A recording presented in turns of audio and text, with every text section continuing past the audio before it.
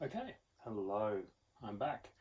Hope you're having a great Chinese New Year. I know I ate a lot last night. Oh my god. Anyhow, bye Joe, what can I say? This week has been interesting. I've been trying to make quicker ways to get my guitar onto video with eventual success.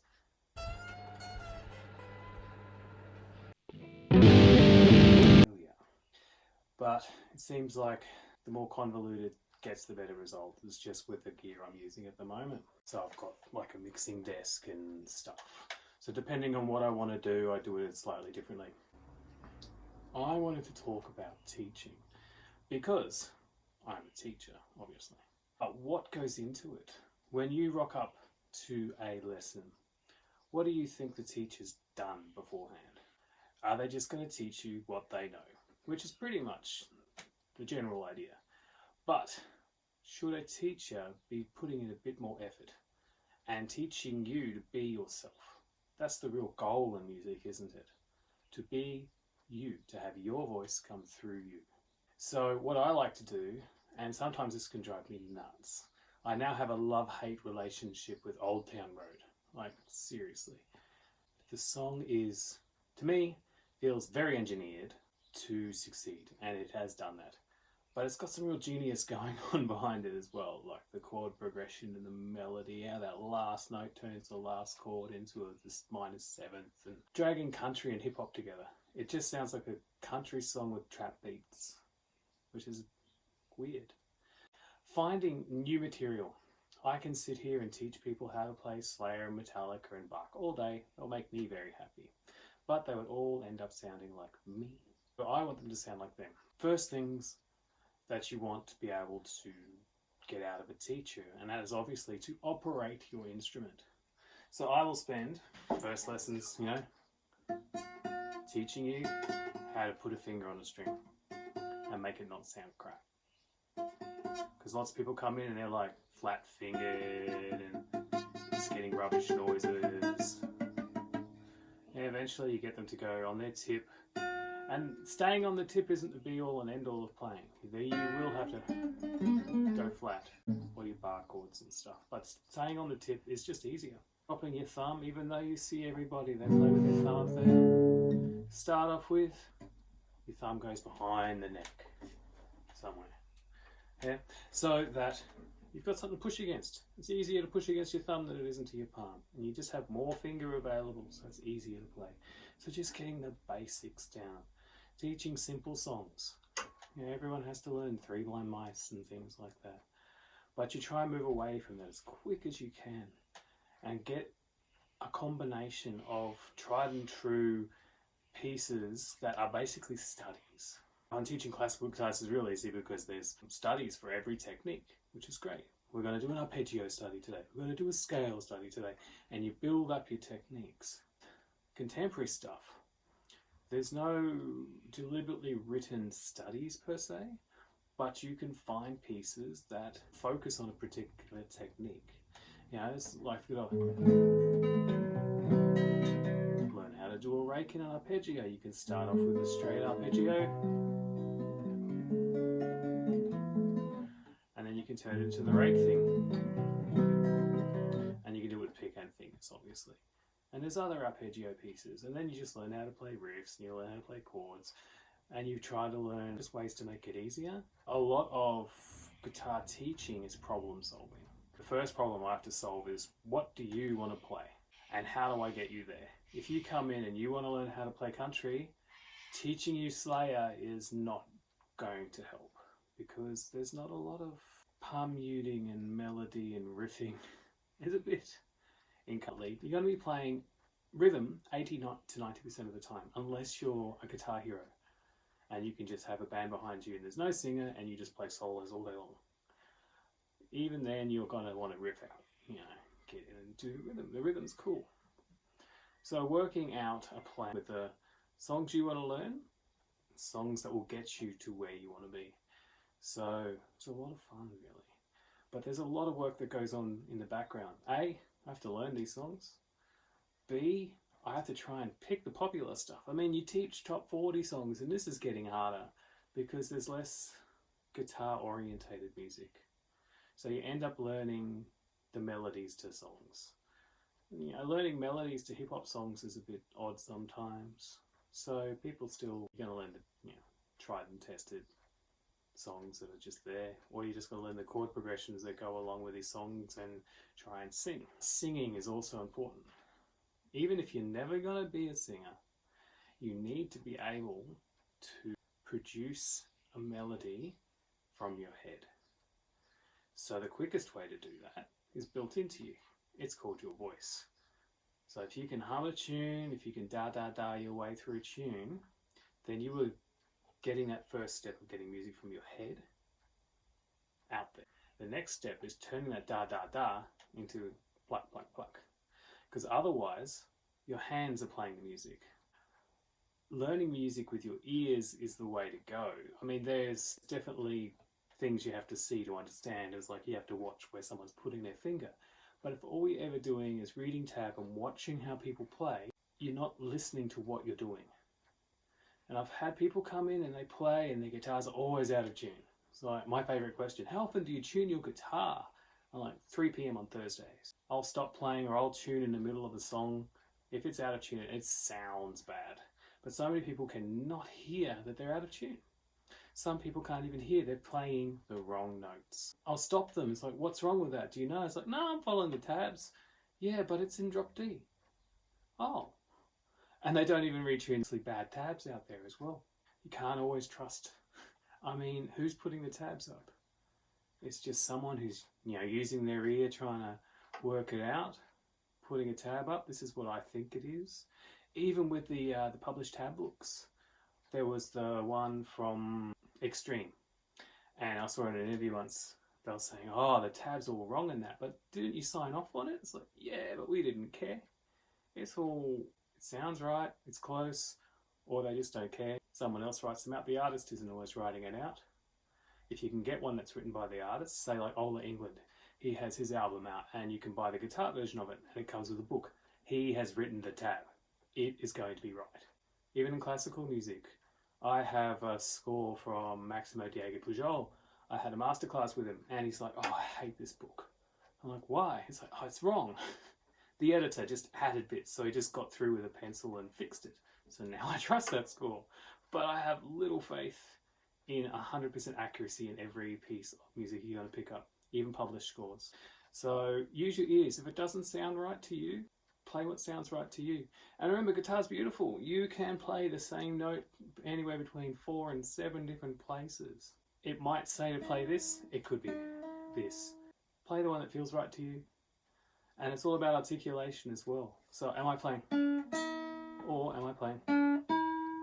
Which note do you pick? That's what's great about guitar. You get these different articulations depending on what note you choose to actually play. Working out what I'm going to teach, I have to go listen to the top 40. That's always interesting. I have to listen to what the students want to go. I always tell them, this is one of the goals. Give me 5 songs you want to play. Give me a set list that you want to get up and play. And I'll come up with songs. A lot of people are stumped. They're like, "Oh, I can play stuff? Okay." And you know, they come in the next week with 5 songs and I look at them and I go, "Okay, this has this, this has this, break it down, get the techniques, pull it apart and get them playing it."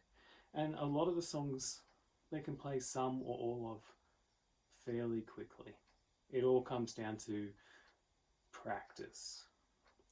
How much should I practice? Yes, it's normally parents going, "How much should I get them to practice?" If they're involved. A lot of parents just expect them to learn from the lesson, but you need to practice. You need to practice. If you want to move forward, you need to practice. That's all there is to it. The more you practice, the more you're going to improve. You have to get 10,000 hours. Look it up, 10,000 hours to become a master at anything. You put in the hours. If you're practicing an hour a day, I think it takes, 10 years or something? I don't know, I worked it out at one point. But if you're practicing 8 hours a day, you can become a master of something in about 4 years. And that's what university is. You're focusing on one thing, you're thinking about one thing for 4 or 5 years, and you come out the other end and you know that one thing because you've done 10,000 hours on it. You don't even have to play your instrument for 10,000 hours. It's all about becoming proficient at music as well. So there is plenty of times where you can practice away from your instrument, away from your guitar. I've seen studies where they got flute players, split them up into 3 groups, gave them a lesson, told one group, go away, practice normally. Next group, go away, don't practice. Third group, go away, think about practicing, practice in your head. And when they came back, how much they progressed. The ones that had practiced progressed as they'd expected. They got better. The ones that didn't practice did not progress. The ones that only thought about practicing got almost as good as the ones that actually practiced. Because it's all about creating neural pathways in your brain. Because your brain does things so you can practice without an instrument.